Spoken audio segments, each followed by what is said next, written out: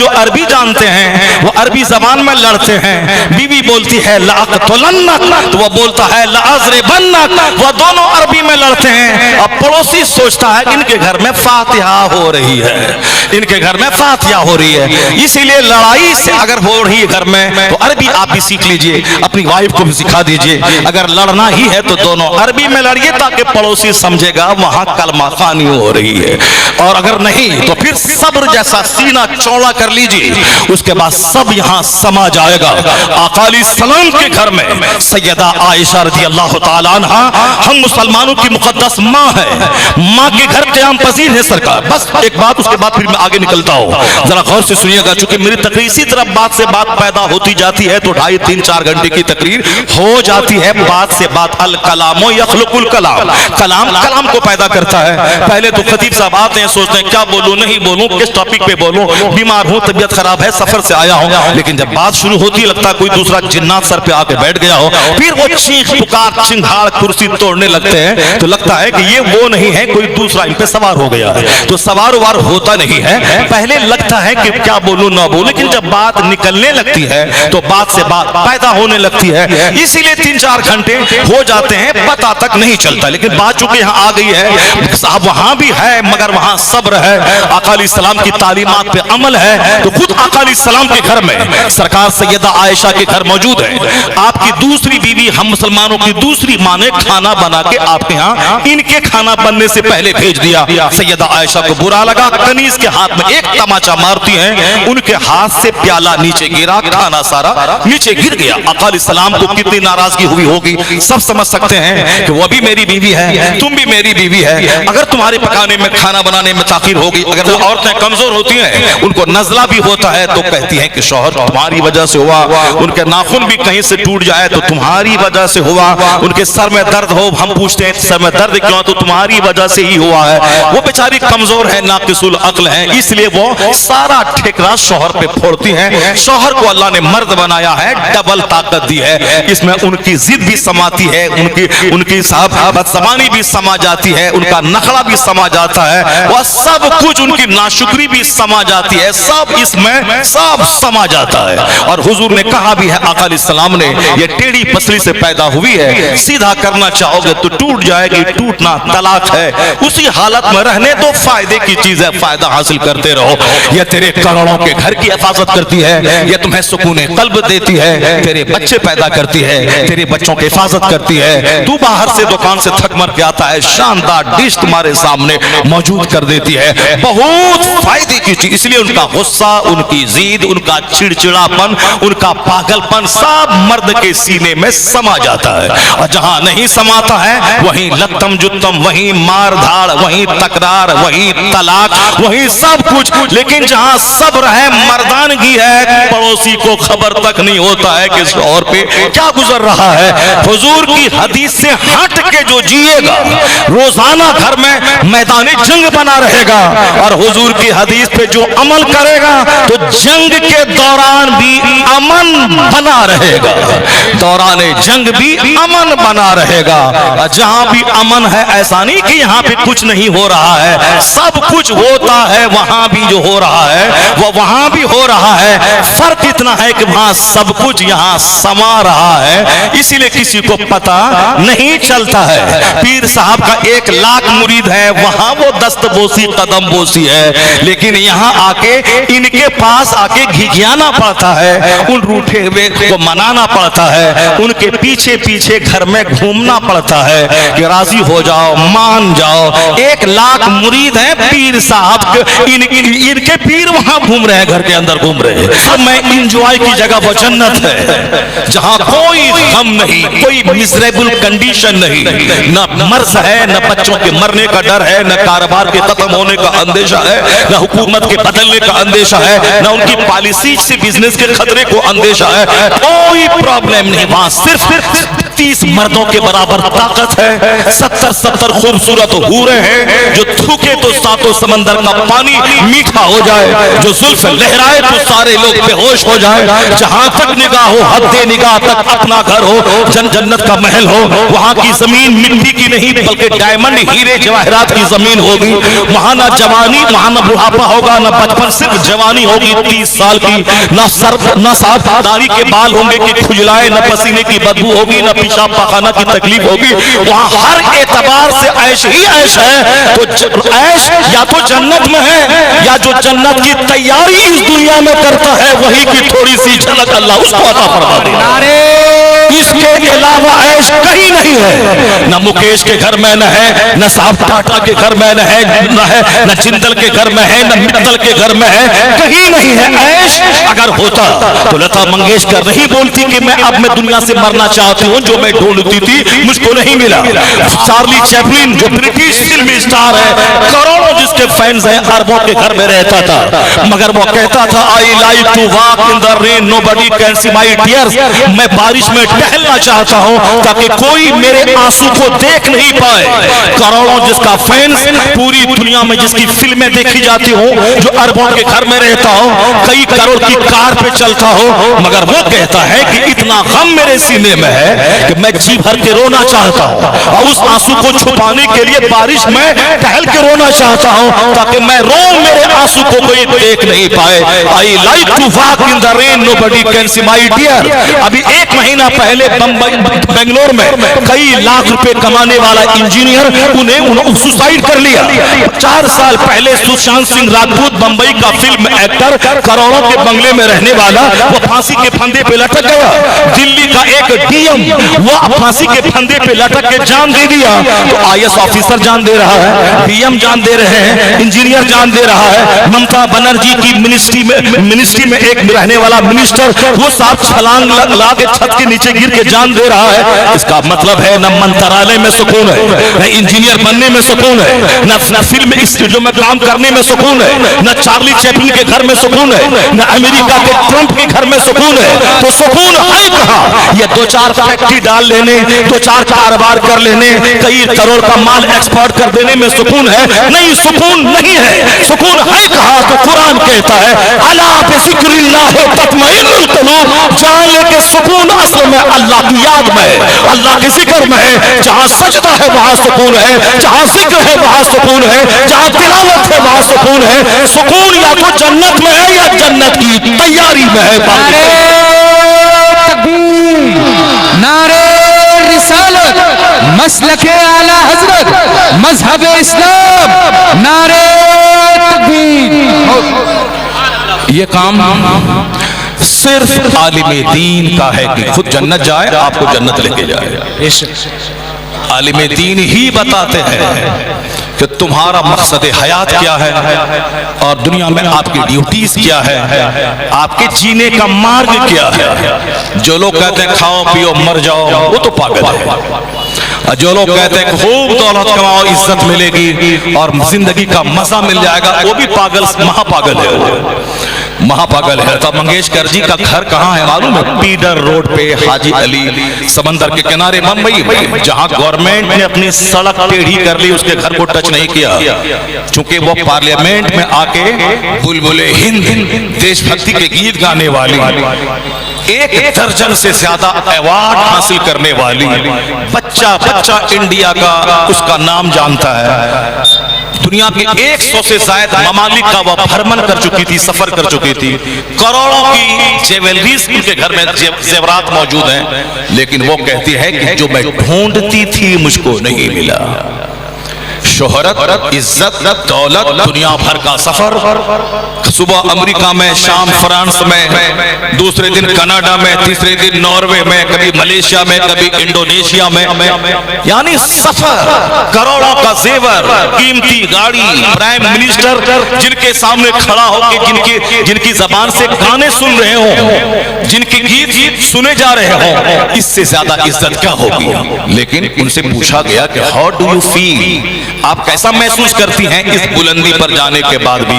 वो कहती हैं कि I like to leave this world, मैं ये दुनिया छोड़ना चाहती हूँ। क्यों? जो मैं चाहती थी मुझको नहीं मिला। दौलत, इज्जत, शोहरत। हम लोग अमेरिका की बात करते हैं, अमेरिका गए नहीं, पाकिस्तान गए हैं, दुबई गए हैं, कुवैत गए हैं, जॉर्डन गए हैं, अमेरिका नहीं गए हैं, इंग्लैंड नहीं गए हैं, अफ्रीका नहीं गए हैं। हम लोग बातें करते हैं दुनिया भर की, चूंकि दुनिया भर की तारीख सामने मौजूद है, लेकिन वो बंदा वो वहां घूमने गई, सुबह अमेरिका में, शाम फ्रांस में। साहब एक बार इंडोनेशिया में, दूसरी बार थाईलैंड की राजधानी बैंकॉक में। सफर भी, करोड़ों की खरीदारी भी दुनिया भर के मार्केट में। लेकिन वो कहती क्या है कि जो मैं ढूंढती थी मुझको नहीं मिला, इसलिए अब दुनिया छोड़ के जाने को मन कर रहा है। क्या चाहती थी वो? सुकून कल्ब, इत्मीनाने दिल। वो कहती कितनी अपनी फिल्में देखूं, मैं कितने अपने गाने सुनूं। जिस दिन मेरे घर में कोई पार्टी फंक्शन होता है, रिश्तेदार आते हैं, थोड़ा सा अच्छा लगता है, लेकिन जब सब चले जाते हैं, मेरे घर की दीवारें मुझको काटने दौड़ती हैं। मेरी जिंदगी मेरे लिए बोझ बन गई है, नहीं है दिल को सुकून। तो मैं कहता हूं बुलबुले हिंद के घर में सुकून नहीं है, लेकिन तुम्हारे मोहल्ले की मस्जिद में इमामत करने वाला इमाम 10,000 रुपए महाना तू उसको इनाम देता है। उस 10,000 रुपए कमाने में इनका चेहरा हरा भरा है, इनके सर पे बरकाती टोपी मुस्कुरा रही है, इनके कमरे में 10 जुब्बे मुस्कुरा रहे हैं, इनका चेहरा बिल्कुल ग्रीन है, मुस्कुरा रहा है। ये जीना चाहता कि मैं जीऊं ताकि ज्यादा लोगों को अपने साथ जन्नत लेके जाऊं, ताकि ज्यादा दूर तक मैं खिताब करूं, मदरसा चलाऊं। आखिर इनके पास ये हरियाली कहां से आ गई?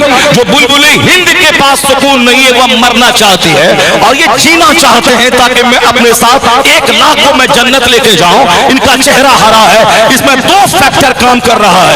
एक फैक्टर तो यह है कि जहां सब्र है वहां सुकून है, जहां पेशेंस है वहां सुकून है, जहां धैर्य है वहां सुकून है, जहां लालच नहीं है वहां सुकून है। जहां लालच है, 50 करोड़ की फैक्ट्री भी डाला है, गवर्नमेंट से 30 करोड़ रुपए लोन लिया है, गवर्नमेंट का कर्जा चुकाना। अगर फैक्ट्री 5 महीने के बाद बंद हो गई तो फिर उनकी अपनी निजी प्रॉपर्टी नीलाम हो जाएगी। अब हमारे पास में 10 करोड़ रुपए है, सामने वाला प्लॉट 20 करोड़ में बिक रहा है। अब मैं 10 करोड़ अपना, अब 10 करोड़ रुपए मैंने 10 आदमी से 1 करोड़ रुपए मैंने कर्ज लिया है, बैंक से भी कर्ज लिया। वो बंदा क्या सुकून हासिल करेगा जो इसकी टोपी उसको पहनाएगा, उसकी टोपी उसको पहनाएगा, उससे कर्जा लेके इसको देगा, फिर उससे कर्जा लेके इसको देगा। इसी में शक्कर आएगा, मरेगा और मर गया मरदूद। जिंदगी का सुकून भी हासिल नहीं कर सका। यहाँ लालच है, 1 के बाद 2 फैक्ट्री, 2 के बाद 3 फैक्ट्री, 4 के बाद 5 फैक्ट्री, इस मार्केटिंग कम्प्लेक्स के बाद वो मार्केटिंग कम्प्लेक्स, मुरादाबाद के बाद दिल्ली, दिल्ली के बाद बंबई, बंबई के बाद साफ लंदन। मर जाएगा किसी चौराहे पे, किसी लाश सड़ जाएगी, कोई पूछने वाला नहीं होगा। इसलिए 1 दर्जन फैक्ट्री के बावजूद चेहरा काला है, चूंकि वह तनाव में जीता है, वह टेंशन में जीता है। बैंक का कर्जा है, दूसरों के हाथ का कर्जा है, और फिर कारोबार के खतरा में पड़ने का अंदेशा है। ये तमाम खतरात के बीच में उसका चेहरा सूखा रहता है। तो जहां लालच है वहां बेचैनी है, जहां हिंस है वहां बेचैनी है। ये 10,000 कमाने वाले को न मॉल बनाना है, न गाड़ी खरीदनी है, न उसको देहात में 10,000 एकड़ जमीन खरीदना है, न उसको 2 एकड़ जमीन खरीदनी है। बस इतना ही है कि जो मिले खाओ, दीन का काम करना है, जुमा को खिताब करना है, ईदैन में कहना है अल्लाह से डरो, निकाह की महफिल में कहना है अल्लाह से डरो, मदरसे में बच्चों को कहना है अल्लाह से डरो, अपने मिलने वाले दोस्तों से कहना है कि सोने की अंगूठी पहनना हराम है, और दिन रात हाय तौबा करना, दुनियावी दौलत की फिक्र में रहना, ये अपने आखिरत की तबाही का जरिया है। ये दिन रात हमेशा यही चाहते हैं कि लोग कैसे जन्नती बन जाए, लोग कैसे दीनदार हो जाए। कब हुजूर ने ये कहा, हुजूर ने ये कहा, हुजूर ने ये कहा। जुमा के दिन खड़े होते हैं तो सरकार ने ये कहा, जब मजलिसों में आते हैं हुजूर ने ये कहा, निकाह के खुतबे में हुजूर ने ये कहा, ईदैन की किताब में हुजूर ने ये कहा। ये तो सब्र इसके पास है, इसीलिए मालदार है, यह धनवान है। 10,000 रुपए 10 करोड़ इसके लिए। और दूसरा फैक्टर ये काम कर रहा है कि जिसकी पैगंबर की हदीस ये आम करता है, जिनका ये काम कर रहा है, जिसको ये फैला रहा है, उस पैगंबर आजम ने इनके लिए दुआ दे दी है कि नज़रल्लाहु अमरन मन समिअ मिन्ना हदीसन फबल्लगहु कमा समिअ। हुजूर कहते हैं अल्लाह उस बंदे को हरा भरा रखे जो मेरी हदीस सुनता है और दूसरों को सुनाता है। ये मुस्तफा की दुआ है कि जमात उलमा हरी भरी नजर आए। नारे तकबीर, नारे रिसालत, मसलके आला हजरत मुफक्किर इस्लाम हजरत अल्लामा व मौलाना मुफ्ती शहरयार रज़ा बिल्ला, नारे तकबीर। हमको हमारे पीर दुआ देते हैं, मगर आलिमों को सारे पीरों के सरदार, सारे नबियों के इमाम ने दुआ दे दी है। नदरल्लाह, अल्लाह मेक हिम ग्रीन, अल्लाह उसे हरा भरा रखे। किसे? जो मेरी हदीस सुनता है, दूसरों को सुनाता है। यही वजह है कि मुरादाबाद के 1000 एक्सपोर्टर एक तरफ, हुजूर मुफ्ती अय्यूब साहब किबला की बेनियाजी एक तरफ, उसको मौल बनाने की फिक्र है, इसको आलिम बना के दीन का खादिम फैलाने की फिक्र है। यही वजह है कि आज 90 साल की उम्र के करीब पहुंचने वाले हैं, 80 से 90 के बीच में, उसके बावजूद सेहतमंद है। घंटों बैठ करके यहाँ खिताब भी कर सकते हैं और अपने अजीजों का खिताब सुनते भी हैं, उसको सराहते भी हैं। इस उम्र में बेशुमार एक्सपोर्टर तो साहब उनकी किडनी खराब हो गई, वो साहब ऑक्सीजन में लेटे हुए, ऑक्सीजन में पड़े हुए हैं, अपने घर में बिस्तर पे लेट के पेशाब पखाना कर रहे हैं। इतनी लंबी उम्र में 2 घंटे तक जलसे में बैठने की सेहत, ये किसके बदले में किसका इनाम है? इनाम यही है कि चटाई पर बैठकर काल अल्लाह काल रसूल की बातें होने की है। उसी हदीस रसूल की खिदमत का इनाम है कि उम्र बढ़ती जा रही है, मैच्योरिटी बढ़ती चली जा रही है, सेहत बढ़ती चली जा रही है। अल्लाहु अकबर, या रसूल अल्लाह। ये बातें मैं इसलिए कह रहा हूं, जो लोग सिर्फ माल, पैसा, दुकान, फैक्ट्री, जमींदारी, मार्केटिंग कॉम्प्लेक्स, उसी को सब कुछ समझे हुए हैं। बस माल मिले तो सब मिल गया, मकान मिले तो सब मिल गया, दुकान मिले तो सब मिल गया। आलिम दीन इसी की मजम्मत करते हैं। कुरान पाक की आयतें पढ़ के बताते हैं कि माल सब कुछ नहीं है, ईमान सब कुछ है, अच्छे आमाल सब कुछ है। 1 करोड़ का घर बना लिया, अगर वहां सनीमा है, अगर वहां 24 घंटे मोबाइल चालक लोग रहते हैं कि जवान लड़की जवान लड़के से चैटिंग करे, और जवान माँ दूसरों से चैटिंग करे, और जवान बाप दूसरी औरत से चैटिंग करे, या 1 करोड़ का घर बनाया है कि तवाइफ का कोठा बनाया है, जहां सारे लोग अपने अपने बॉयफ्रेंड और वहां की औरतें गर्लफ्रेंड से चैटिंग कर रही हैं। मिट्टी का घर जहां तिलावत, इबादत, सजदा, दुरूद है, ये वो घर है जिसकी जियारत के लिए आसमान से फरिश्ता आता है। नारे तकबीर, नारे रिसालत। इंजीनियर बनना अच्छा है, उतना अच्छा नहीं है जितना अच्छा आलिम दीन बनना है। डॉक्टर बनना अच्छा है, उतना अच्छा नहीं है जितना अच्छा आलिम दीन दीनदार बनना है। इसलिए कि डॉक्टर को अच्छा मैं कहता हूं, इंजीनियर को अच्छा तुम कहते हो, बहुत बड़े लायर बैरिस्टर को अच्छा तुम कहते हो जो कमजोरी का पुतला हो। मैं डीएम को अच्छा कहता हूं, मैं सर से लेके पांव तक कमजोरी का पुतला हो। चाहे हजारों एकड़ जमीन में घर बना लूं, मगर पेट में 2 केजी पाखाना को कहां लेके जाऊं? जब तक जिंदा हो तब तक ये लेट्रिन जो पेट में है कहां लेके जाऊं? जब तक जिंदा हो ये पेशाब की तकलीफ को कहां लेके जाऊं?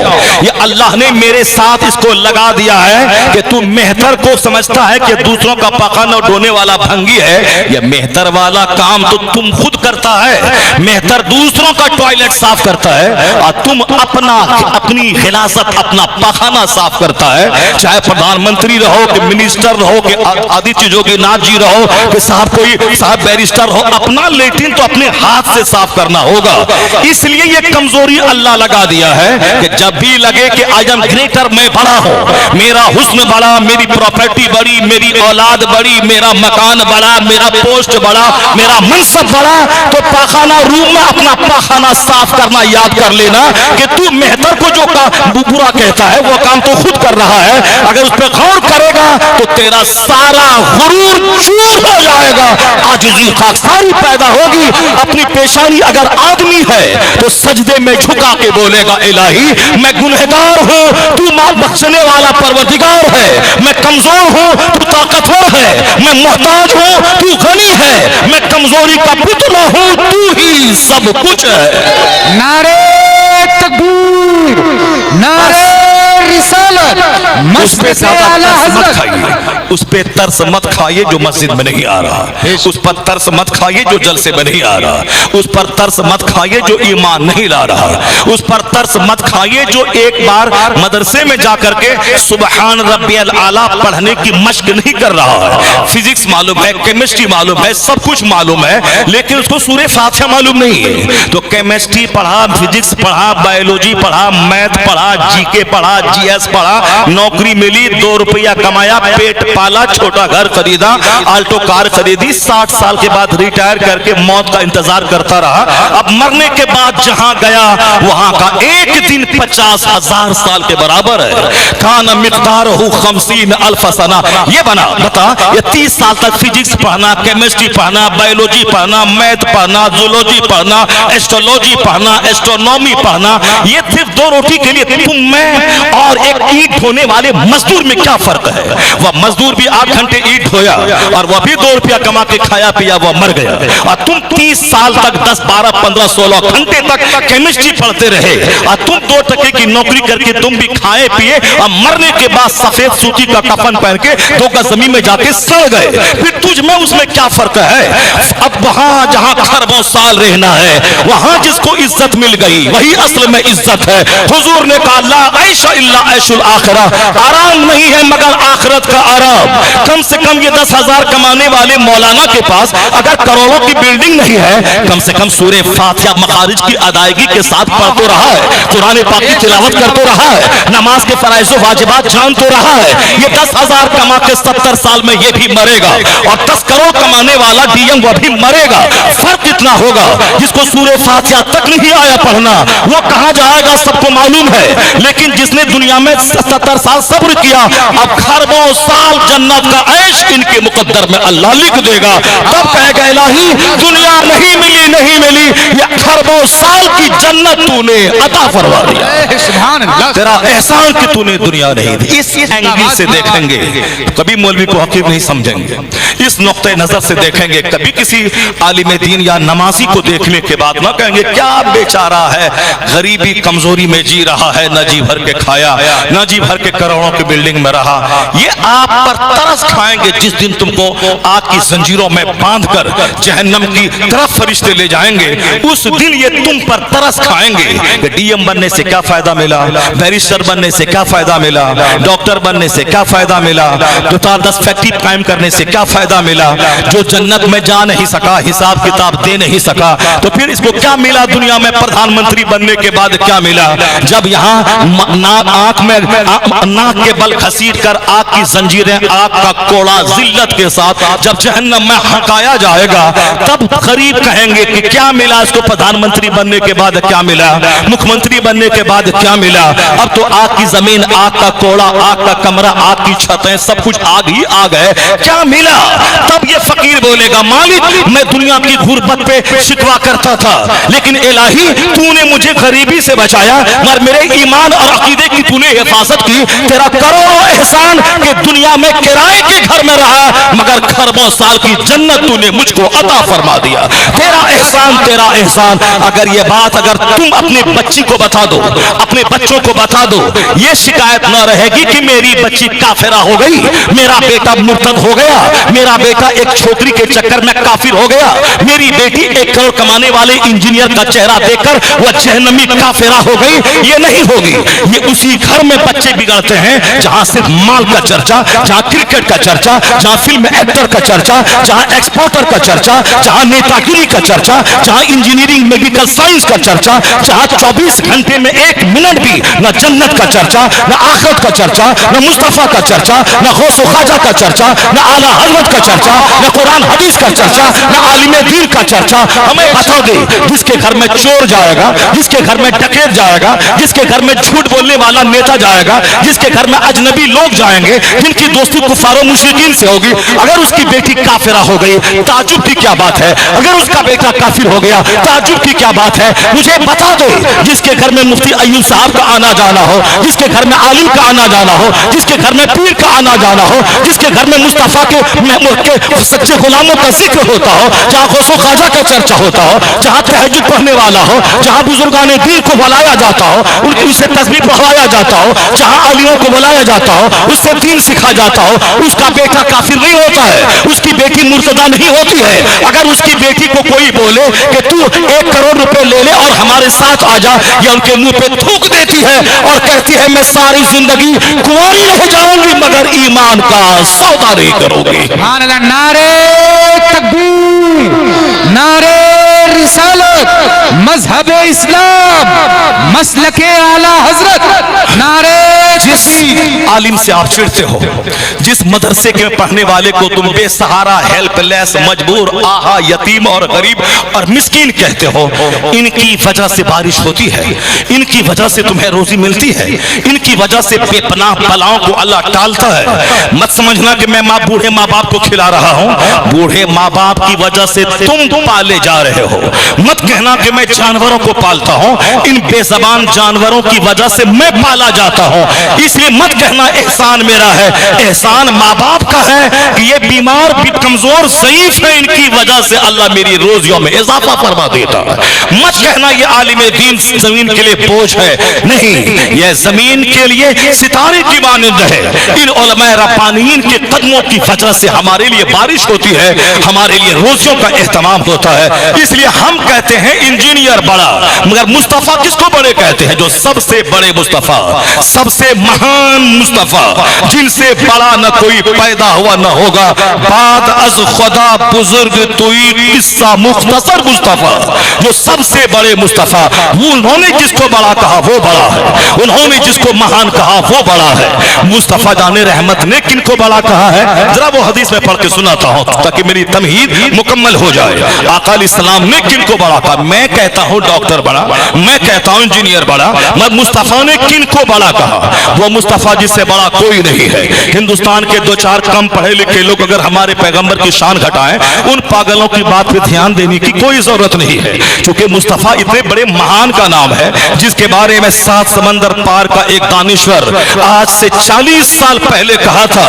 दुनिया की तारीख को खंगाल कर, दुनिया की तमाम एंशिएंट हिस्ट्री, मॉडर्न हिस्ट्री को खंगाल कर, हर ममालिक के हर बड़ों की जिंदगी का मुताला करके उन्होंने अपने आप को लाइब्रेरी में कैद करके कहा था कि 1 करोड़ में 100 को मैं छांट रहा हूं और 100 में सबसे अव्वल नंबर पे जो इस धरती का महानतम और कामयाब तरीन इंसान है, उसकी सूची में तैयार कर रहा हूं। इसमें ना मुबालगा आराई होगी, ना एक्सेजरेशन होगा, ना इसमें कोई बनावट होगी, ना इसमें कोई अकीदत का दखल होगा कि हमें जिससे मोहब्बत है मैंने गीच तान करके उसको बड़ा बना दिया है। नहीं, उसने कहा मैं क्रिश्चियन हूं मगर मैं जैसस क्राइस्ट जनाब ईसा का नाम मोहब्बत की बुनियाद पर अव्वल नंबर पे नहीं दूंगा। मैं साइंटिस्ट हूं, मैं आइंस्टाइन न्यूटन का नाम अव्वल नंबर पे नहीं दूंगा। मैं मुताला करूंगा, अगर न्यूटन अव्वल नंबर पे आने के काबिल होगा मैं उसका नाम दूंगा। सिर्फ फैक्ट की बुनियाद पर, हकीकत और सच्चाई की बुनियाद पर मैं एक तरतीब दूंगा, सिलेक्शन करूंगा कि अव्वल पे कौन, दोम पे कौन, सोम पे कौन। 100 रैंकिंग में करूंगा, करोड़ों विद्वानों में से छांट कर बड़े बड़े लोगों की जिंदगी का मुताला किया। फैक्ट, हकीकत, अकीदत नहीं, मोहब्बत नहीं। यहाँ तो मोहब्बत में मुरादाबाद में साहब जो जाहिल जो कुरान न पढ़ना आता हो उसको कुतुबुल अख्ताब बना दिया जाता है। बंबई बाबाओं और दादाओं का शहर है, जो लुंगी में पाखाना करता हुआ बाबाए कौम बन जाता है। वहां अकीदत है, अकीदत नहीं, मुबालगा आराई नहीं। डॉक्टर साहब उन्होंने अमेरिका का सबसे बड़ा दानिश्वर, उन्होंने कहा कि मैं रिसर्च करूंगा और हकीकत की बुनियाद पे, अकीदत की बुनियाद पे नहीं, और फिर गुलू भी नहीं करूंगा, एक्सेजरेशन से काम नहीं लूंगा। डॉक्टर माइकल हार्ट ने कहा सिर्फ फैक्ट की बुनियाद पर मैं रैंकिंग करूंगा। जब वह किताब छप के परे से बाहर आई, सारी दुनिया दंग रह गई। लोग कहते थे कि हकीकत की बुनियाद पर रैंकिंग इसने किया है। मुमकिन है कि न्यूटन जो साइंसदानों का बाप कहा जाता है, हर घर में साइंटिफिक इंस्ट्रूमेंट्स मौजूद है, इसलिए उनका नाम जरूर लेगा, जिनके असरात, जिनके इन्फ्लुएंस, जिनका इंपैक्ट पूरी दुनिया में है। मगर दुनिया दंग रह गई कि द 100 नामी किताब परे से जब छप के बाहर निकली तो पहला नाम ना जिस मजहब के वो बिलोंग करता था उसका नाम दिया, ना साइंटिस्ट न्यूटन का नाम दिया, सबसे पहला नाम इस धरती का कामयाब तरीन इंसान, सफलतम पुरुष, महानतम इंसान, मोस्ट सक्सेसफुल की सूची में पहला नाम जिसका दिया वो नाम नामे मोहम्मद सल्लल्लाहु अलैहि वसल्लम। डॉक्टर माइकल हार्ट ने लिखा, he was the only man in history who was supremely successful on both levels, religious and secular.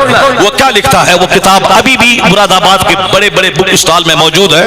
उस किताब का तर्जमा दुनिया की बड़ी बड़ी जबानों में हो चुका है। उसमें सबसे पहला नाम लिख के उन्होंने लिखा है, he was the only man in history, इतिहास का एकलौता आदमी मोहम्मद अरबी है जो मजहब और सियासत दोनों सतह पर सबसे ज्यादा कामयाब तरीन शख्स हुए हैं, सबसे ज्यादा कामयाब तरीन शख्स हुए हैं। He is the only man in history.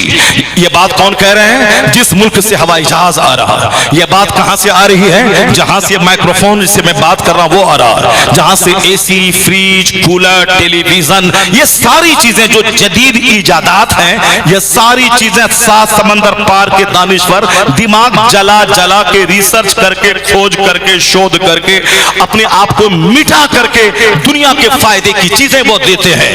हवाई जहाज बनाने वाला अमेरिका का 2 भाई मर गया, लेकिन आज हमारे जैसे करोड़ों मुसलमान उसका इस्तेमाल करके सफर करते हैं, हरमैन तैयबैन जाते हैं। हमारे जैसे करोड़ों लोग माइक्रोफोन का इस्तेमाल करते हैं, लेकिन बनाने वाला कोई इंडिया का 140 करोड़ में के कोई व्यक्ति नहीं था। बनाने वाला डेविड हक्स 7 समंदर पार का था, ताकि समझ जाएं कि 7 समंदर पार से हवाई जहाज, कंप्यूटर, मोबाइल, साहब माइक्रोफोन, ये सारी चीजें 2 व्हीलर, 3 व्हीलर, 4 व्हीलर, 100 व्हीलर्स की ट्रेन का फॉर्मूला उसी मुल्क से, उसी जमीन से आता है। तो वहां के लोगों की बात कितनी वजनी होगी, वहां का दानिश्वर कितना बावजन होगा। तो हिंदुस्तान का अगर कोई सड़ा हुआ आदमी हमारे पैगंबर को छोटा कहे तो उस पागल की बात का जवाब मेरे पास नहीं है। जहां से हवाई जहाज, जहां से ट्रेन, जहां से प्लेन, जहां से माइक्रोफोन, जहां से टेलीविजन, जहां से मेरे घर का सारा सामान का मूजिब जिस मुल्क से आता है, वहां का दानिश्वर मेरे मुस्तफा को दुनिया का एकलौता कामयाब तरीन इंसान कहा है। तो हम इन पागलों की माने कि डॉक्टर माइकल हार्ट की माने। इसलिए तो आला हजरत ने बरेली से आवाज दिया, न कोई थिंकर बड़ा, न प्रोफेसर बड़ा, न कोई वैज्ञानिक बड़ा, सबसे आला व औला हमारा नबी, सबसे बाला व वाला हमारा नबी, सारे ऊंचों में ऊंचा समझिए जिसे, है उस ऊंचे से ऊंचा हमारा नबी। नारे तकबीर, नारे रिसालत, मसलके आला हजरत, मजहब इस्लाम, मजहब इस्लाम, नारे तकबीर। तमहीद आप समझ गए होंगे मैं क्या कहना चाहता हूं। अब तकरीर शुरू करता हूं। मैं जो तमहीद हुई, तमहीद मैंने इसीलिए कहा कि हुजूर सबसे बड़े हैं, तो सबसे बड़े ने जिसको बड़ा कहा है वो बड़ा है, सबसे बड़े ने जिसको अच्छा कहा है वो सबसे अच्छा है। इसी बात को बताने के लिए मैंने हुजूर की अजमत आपके सामने बयान की, ताकि 2-4 शरीर किस्म के बदतरीन सड़े हुए लोग जो इंडिया के हैं, जिसको सिवाय घंटी बजाना और अंध भक्तों के बीच में हीरो बन जाना और 2 रोटी कमाना खाना जिसका मकसद है, ये कम सोच रखने वाले लोग क्या जाने मुस्तफा कौन है, ये क्या जाने मोहम्मद अरबी कौन है। घंटी बजाओ, अंध भक्तों के हीरो बनो, 2 टाका कमाओ, पेट भरो, मर के आग में चले जाओ। तुम क्या जानो मुस्तफा कौन है। तुम्हारी ही बिरादरी का एक बड़ा पढ़ा लिखा आदमी वो क्या कहता है, वो पढ़ा लिखा आदमी बोला, all these magnificent roles in these departments of human activities he is alike a hero. इसी हिंदुस्तान का डॉक्टर रामकृष्ण राव जो मजहबन हिंदू और बिरादरी के एतबार से हाई क्वालिटी के बिरादरी का आदमी है, ब्राह्मण, वो कहता है कि all these magnificent magnificent roles in these departments of human activities. He is alike a hero. अब वो गैर मुस्लिम क्या बोला? इंसानी जिंदगी के हर शोबे में, मानव जीवन के हर क्षेत्र में जो योगदान इस्लाम के पैगंबर का रहा है कि कैसे खाएं, कैसे सोएं, कैसे मरें, कैसे जिएं, कैसे शादी ब्याह करें, कैसे समाज को मैं खुशी दूं, कैसे समाज में एक अच्छा कामयाब फर्द बन के मैं रहूं, कैसे सियासत करूं, कैसे मुआशरा सुधारूं, कैसे एग्रीमेंट करूं, कैसे वार करूं, कैसे मैं दुश्मनों को शेर करूं, कैसे हाईनेस ऑफ मोरालिटी हो। कहते हैं ऑल दीज मैग्निफिसेंट रोल्स इंसानी जिंदगी के हर क्षेत्र में जो कामयाब जिंदगी गुजारने का उसूल और साबता और मार्गदर्शन जो मुस्तफा ने दिया है, उसको देखकर कहा जा सकता है इस पृथ्वी का अबकरी इंसान, लाजवाब इंसान कोई है तो मोहम्मद अरबी की जाति के राज जिंदाबाद। अल्लाह समद। हम ये घंटी बजाने वाले, दो टाका कमाने वाले की बात सुने, इन पढ़े लिखों की बात माने। इसलिए एक कौम में मुस्लिम कभी जज्बाती नहीं होना, कभी जज्बात में अंधा होकर अपने घर को तबाह बर्बाद नहीं करना है। अगर कोई पागल रास्ते से गुजर के तुझको गाली देता है तो पागल का जवाब देने वाला खुद महापागल होता है। इसलिए अक्लमंदी का तकाजा है कि हर पागल की बात का जवाब ना दिया जाए। उसका अदीब बोले तो मेरा अदीब जवाब दे, उसका स्कॉलर बोले तो मेरा स्कॉलर जवाब दे, उसका कोई शायर बोले तो मेरा शायर जवाब दे। हर आदमी कानून को हाथ में नहीं ले, बल्कि अपने दानिश्वरों के लिए छोड़ दे, वो उसका जवाब मेरा दानिश्वर देगा। पागलों का जवाब हमारा पागल देगा, पागलों का जवाब हमारा पागल देगा। वो अंट संट बोलेगा तो हमारा पागल भी उसका अंट संट बोल के जवाब देगा। तो हमारा अक्लमंद पागलों का जवाब नहीं देता। अब आप समझ गए होंगे इस रुए जमीन का सबसे कामयाब तरीन इंसान मोहम्मद अरबी अलैहिस्सलाम की जात गिरामी। मुस्तफा जिसको कह दे बड़े वो बड़ा है, मुस्तफा जिसको कह दे महान वो महान है। अब हुजूर हमने कहा डॉक्टर महान, इंजीनियर महान, मुस्तफा ने क्या कहा? खैरुकुम मन तअल्लमल कुरआन व अल्लमहु। हुजूर ने कहा तुम में सबसे अच्छा वो है जो कुरान सीखे दूसरों को सिखाए। इसलिए इंजीनियर बड़ा है मेरे कहने से, डॉक्टर बड़ा है मेरे कहने से, उलमाए दीन बड़े हैं मुस्तफा के कहने से। खैरुकुम मन तअल्लमल कुरान व अल्लमा।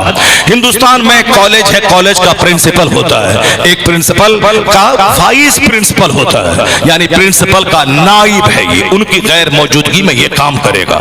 साहब आप असेंबली है, असेंबली में एक चीफ मिनिस्टर है पंडित जी, पंडित जी ने एक को अपना असिस्टेंट बनाया है। ये साहब वाइस चीफ मिनिस्टर है, यानी उनके बाद ये काम करेंगे। ये साहब नाइब वजीर आला है या उप मुख्यमंत्री है। इंडिया का एक मुख्यमंत्री है, इंडिया का एक प्रधानमंत्री है, उसका उप प्रधानमंत्री नाइब वजीर आजम ये है। नाइब है, खलीफा है।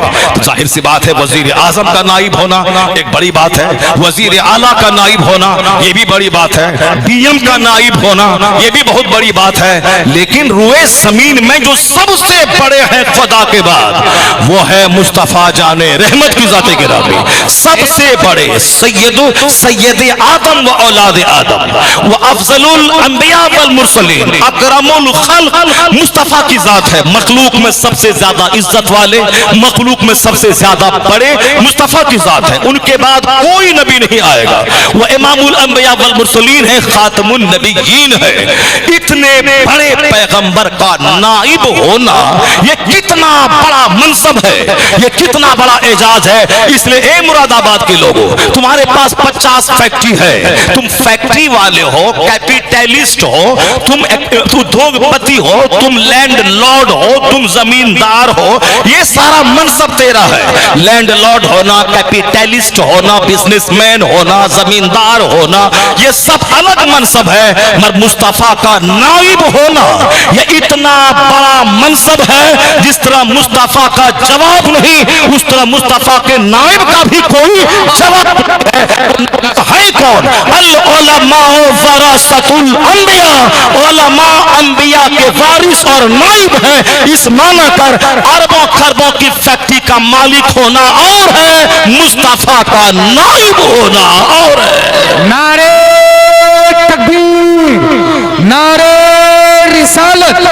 मसलके आला हजरत उलमाए किराम, जश्न दस्तार बंदी, नारे तकबीर। खैरुकुम मन तअल्लमल कुरान व अल्लमा, तुम में सबसे अच्छा वो है जो कुरान सीखे और दूसरों को सिखाए। तुम में सबसे ऊंचा मर्तबा वाला वो है जो मुस्तफ़ा जान रहमत सल्लल्लाहु अलैहि वसल्लम का नाइब है। इस माने का तो आप किराए के घर में रहिए, आप फटी हुई चप्पल पहनिए, बोल मैं रहा हूं, पसीना मेरा निकल रहा है, पानी बच्चा पी रहा है, पसीना मेरा बह रहा है, मैं कंटिन्यू बोल रहा हूं, मुझको ना पानी पीने की हाजत होनी चाहिए, मगर मुझको प्यास नहीं लग रही है, मैं पानी नहीं पीता हूं, 4-4 घंटे में तकरीर करता हूं, पानी नहीं पीता हूं। कभी कभार इत्तेफाक से हो गया होगा 2-4 साल में, तो अलग बात है, मगर मैं पानी नहीं पीता हूं। क्यों नहीं पीता हूं? हमारे प्रधानमंत्री जी बयान देते हैं 15 अगस्त 26 जनवरी को आधा घंटा 1 घंटा तो 2-4 बार पानी पीना पड़ता है। हमारे मिनिस्टर जी भाषण देते हैं इलेक्शन के मौके पर, तो आहिस्ते आहिस्ते तकरीर लिख के ले जाते हैं, लिख के बोलते हैं। लिख के बोलने में एनर्जी लॉस नहीं होती है, बिन देखे बोलने में एनर्जी लॉस होती है, आहिस्ते आहिस्ते बोलने में एनर्जी लॉस नहीं होती है, कंटिन्यू लगातार बोलने में एनर्जी लॉस होती है। जहां एनर्जी लॉस नहीं हो रही, देख के बोल रहे हैं, यहां दिमाग कंप्यूटर की तरह चल रहा है, इसके बाद क्या बोले, इसके बाद क्या बोले, इसके बाद क्या बोले, यहां दिमाग हरकत में है, जबान हरकत में है, फिर भी प्यास नहीं लग रही है। क्या मतलब है? मतलब यही है, जहां झूठ बोला जाता है, जहां ठगा जाता है, वहां आहिस्ते भी बोले तो वहां हल्क सूखने लगता है। जहां कुरान बोला जाता है, जहां हदीस बोली जाती है, जहां सच बोला जाता है, जहां हक बोला जाता है, बोली निकलती जाती है, रूहानी ताकत मिलती चली जाती है।